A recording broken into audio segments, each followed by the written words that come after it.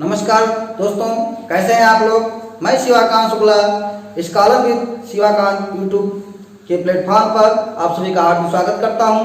हम लोग कक्षा 10 के लगभग सभी विषयों की तैयारी प्रारंभ कर दिए हैं और आप लोग भी तैयारी पर जुट जाइए, क्योंकि जो बोर्ड परीक्षा का ड्यूरेशन होता है वो अब बेटा 1 महीने का समय लगभग बीतने वाला है। तो आपकी तैयारी भी 1 महीने के हिसाब से शुरू हो जानी चाहिए कि हाँ 1 महीने में हमको कितना तैयार करना है। और आप सभी लोग हर विषयों का टाइम टेबल बना करके पढ़ाई करना प्रारंभ कर दीजिए। और यदि आपको ये चैनल अच्छा लग रहा हो, यहाँ पर जो सामग्री उपलब्ध कराई जा रही है, आप लोगों को जो क्लासेस उपलब्ध कराए जा रहे हैं, तो आप लोग वीडियो को लाइक कर दिया करें और कमेंट किया करें। और बेटा मैं चाहता हूं इस लॉकडाउन में सभी बच्चों को निःशुल्क शिक्षा प्रदान हो। उस क्रम में आप मेरे एक मैसेंजर का काम कीजिए, इसको सभी लोगों के पास पहुंचाइए, जिससे सभी जरूरतमंदों को शिक्षा मिल सके। कहा गया है अष्टादश पुराणेषु व्यासस्य वचनं द्वयम् परोपकाराय पुण्याय पापाय परिपीडनम्। 18 पुराण में बेटा व्यास के 2 वचन हैं। केवल क्या है? परोपकाराय पुण्याय, परोपकार सबसे बड़ा पुण्य है, और पापाय परिपीडनम्, और दूसरों को पीड़ा पहुंचाना सबसे बड़ा पाप है। तो आप लोग इस लॉकडाउन में इस क्लास को बच्चों जरूरतमंद बच्चों तक पहुंचा करके आप लोग एक पुण्य का काम करें और एक शिक्षा प्रदान करें। बेटा शिक्षा देने वाला और शिक्षा पाने वाला दोनों भाग्यशाली होता है। तो आप लोग इसी माध्यम से लोगों को शिक्षित और लोगों को जागरूक करने का प्रयास करें। मैं आपको जागरूक कर रहा हूं, आपको शिक्षित कर रहा हूं, और आप भी लोगों को शिक्षित और जागरूक करें। आज हम लोग कक्षा 10 का हिंदी हम लोग पढ़ रहे थे। 5 पद हमने पढ़ाया था। सूरदास के पद नामक पाठ था। सूरदास का पद सूरदास जी ने उसको लिखा है।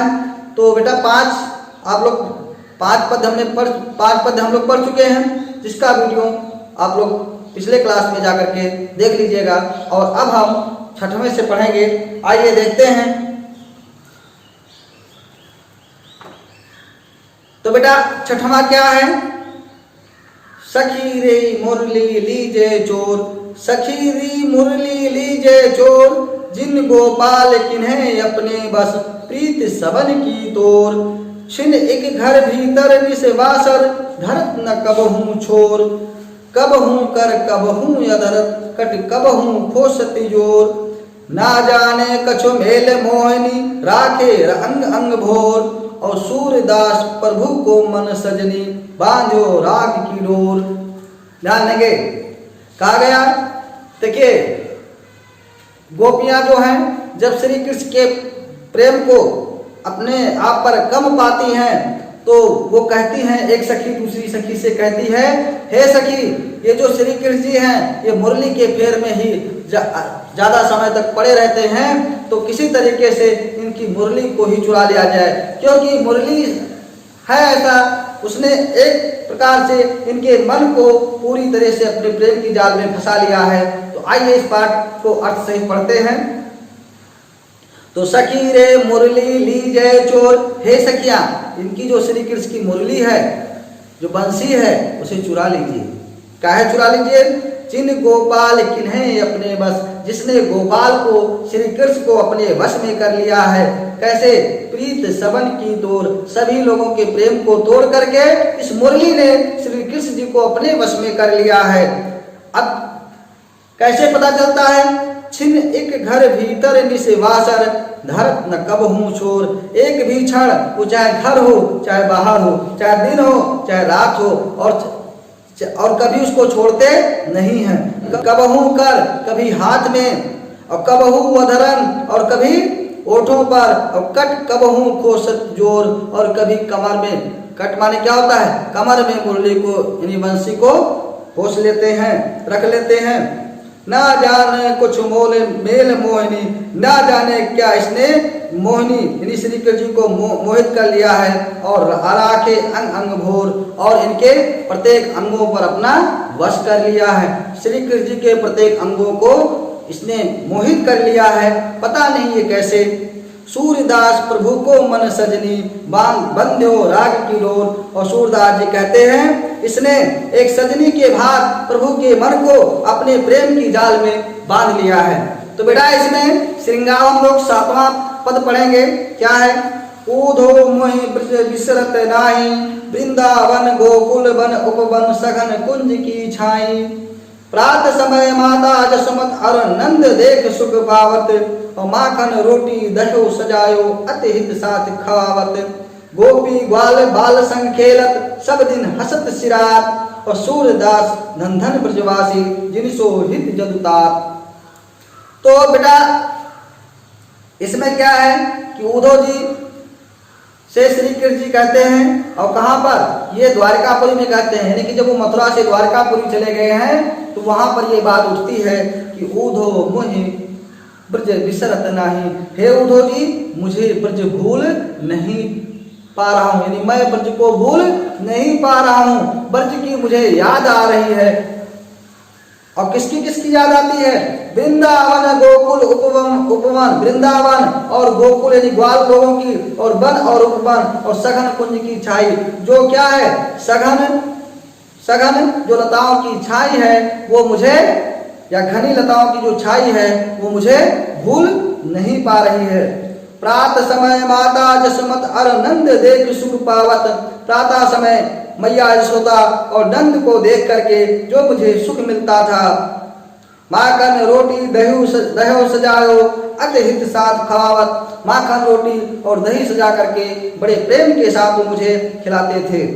गोपी ग्वाल बाल संग खेलत सब दिन हसत सिरात, गोपी ग्वाल बालों के साथ खेलते हुए सब दिन हंसते हुए सिरात माने बीतता था। सूरदास धन धन ब्रजवासी, सूरदास जी कहते वो ब्रजवासी धन हैं जिनसे हित जदुतार, और जिनके बारे में श्री कृष्ण जी स्वयं याद की भावना है, प्रेम की भावना रखते हैं, उनकी हित की भावना रखते हैं, उनको याद करते हैं। वो ब्रजवासी क्या है? धन्य हैं। एक बार आप लोग वीडियो फिर से देख लीजिएगा, कोई नहीं समझ में आता है, कहीं शब्द में कोई समस्या होती है तो ठीक है। तो बेटा इसमें रस जो है वो वियोग श्रृंगार है। देखो श्री कृष्ण जी, देखो वियोग के बारे में है नहीं, श्री कृष्ण जी कहाँ को? मथुरा को याद कर रहे हैं। तो जब जहां पर बिछड़ाव होगा, अलगाव होगा, वहां पर वियोग श्रृंगार होता है। तो इसमें वियोग श्रृंगार है बेटा। अब बेटा उसके बाद में उद्धव जी को श्री कृष्ण जी भेजते हैं कि जाइए देखिए वहां मथुरा का क्या हाल है। तो जब मथुरा आते हैं तो गोपियों को समझाते हैं, कहते हैं निराकार ब्रह्म की उपासना कीजिए आप लोग, है ना, ईश्वर निराकार है, उसके बारे में बताते हैं। तो गोपियां उनको जवाब देती हैं और उनको काफी अपनी बातों के माध्यम से काफी उनको अपमानित करती हैं। चलिए भाई, तो 8वां देखेंगे।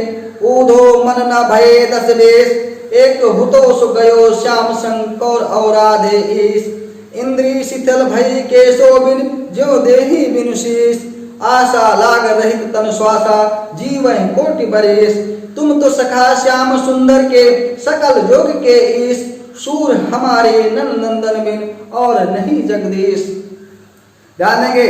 तो गोपियां कहती हैं, हे उद्धव जी हमारे पास 10-20 मन नहीं है, एक ही मन है, और 10-20 मन नहीं है। लेकिन एक मन जो है, एक हुतोषु गयो श्याम संग, एक जो मन है वो किसके साथ चला गया?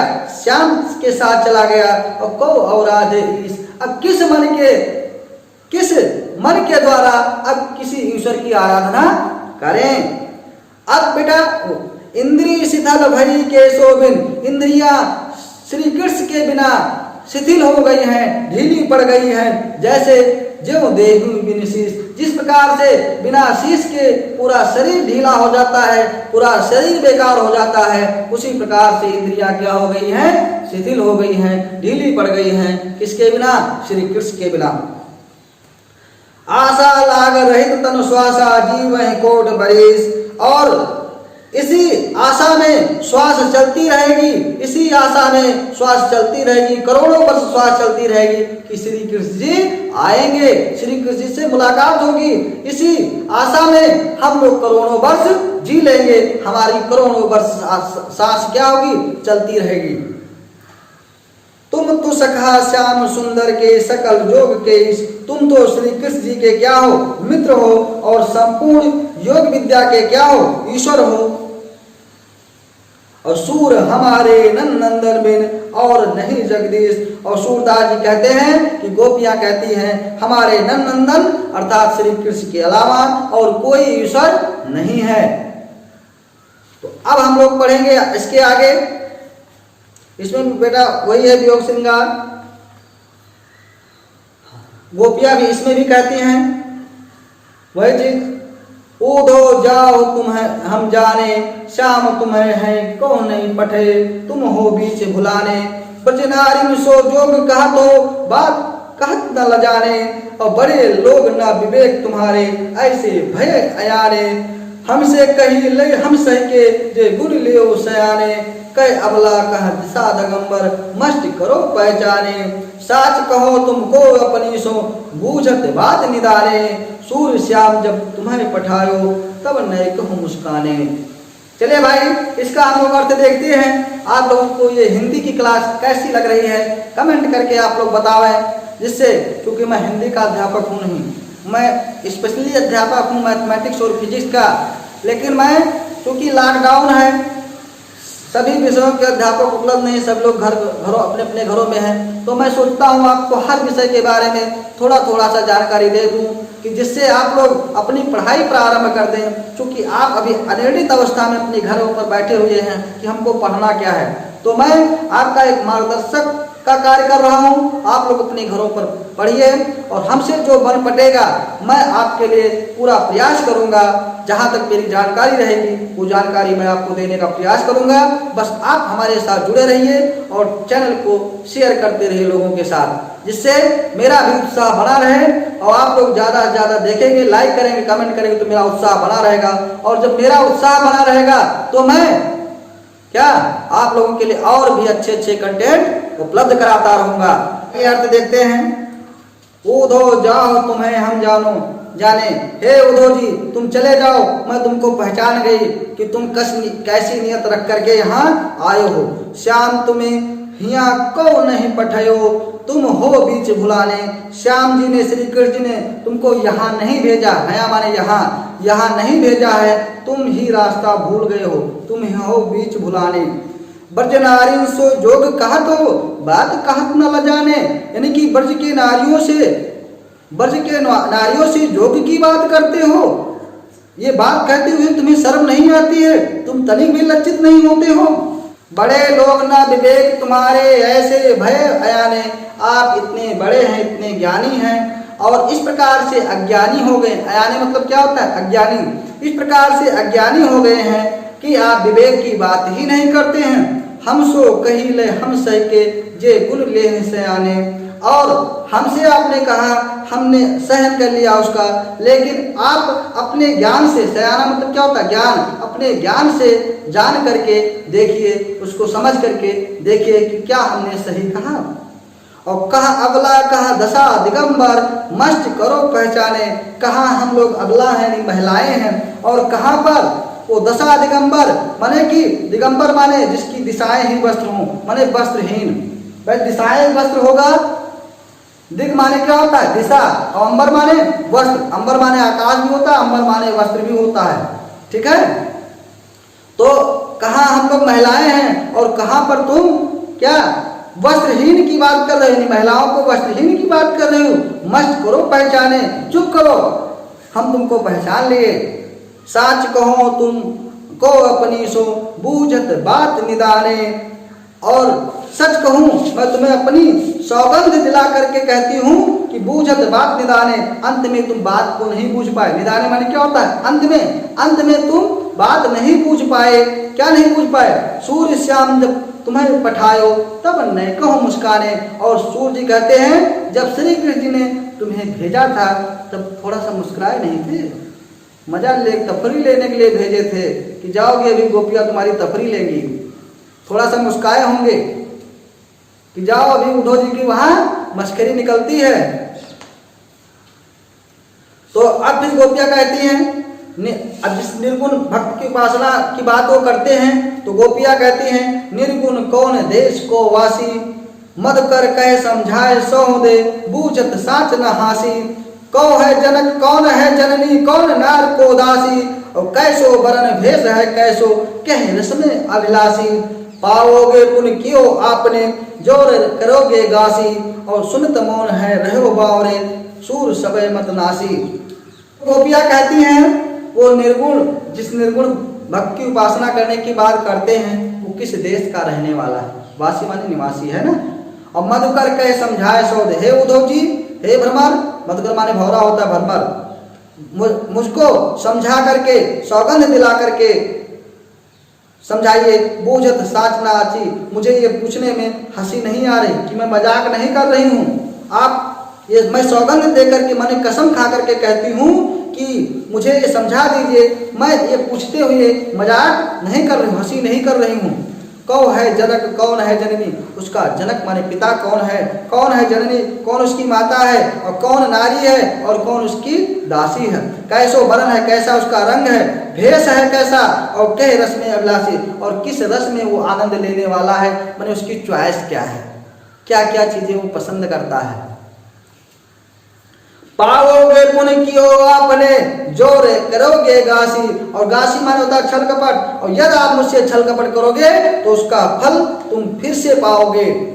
और सुनत मौन हो रहे हो बावरे सूर्य श्याम सबे मत नासी। और श्री सूरदास जी कहते हैं ये बात सुनते हुए उद्धव जी पूरी क्या हो गए, बावरे हो गए, माने उनका दिमाग पूरी तरीके से खत्म हो गए और चुप हो गए, और उनका सारा दिमाग पूरी तरीका से उनके विचार, उनके मन में सारा विचार जैसे लगा नष्ट हो गया। मत नासी, उनका दिमाग जैसे बेकार है यहाँ।